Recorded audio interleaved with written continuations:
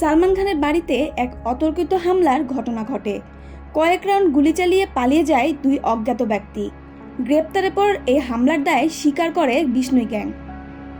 এ ঘটনায় এখন পর্যন্ত পঞ্চম অভিযুক্তকে গ্রেপ্তার করেছে দেশটির পুলিশ।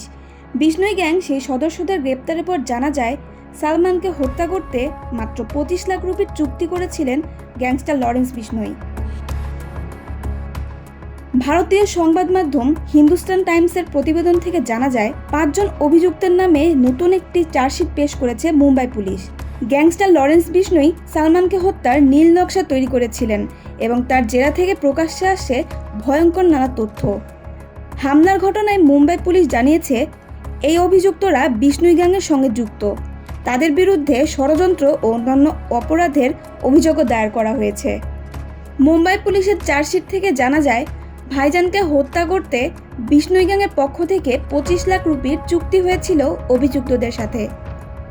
বলিউডের এই সুপারস্টারকে হত্যার পরিকল্পনা করা হয় 2023 সালের আগস্ট থেকে 2024 সালের এপ্রিল পর্যন্ত।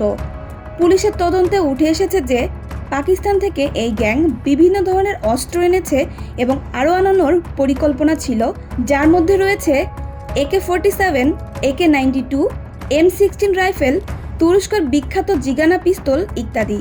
এই জিগানা পিস্তল দিয়েই 2022 সালের 29 মে পাঞ্জাব গায়ক সিধু মুসেওয়ালাকেও হত্যা করা হয়েছিল।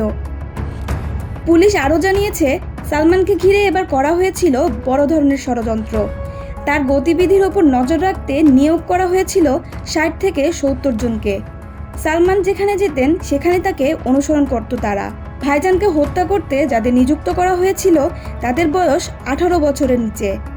তারা অপেক্ষা করছিল গুলি চালানোর হুকুমের। গত 14 এপ্রিল সালমানের বাড়ির সামনে গুলি চালায় দুর্বৃত্তরা। এ ঘটনার 48 ঘন্টার মধ্যে গুলি ছোড়া ওই দুই ব্যক্তিকে গ্রেপ্তার করতে সক্ষম হয় ভারতীয় পুলিশ।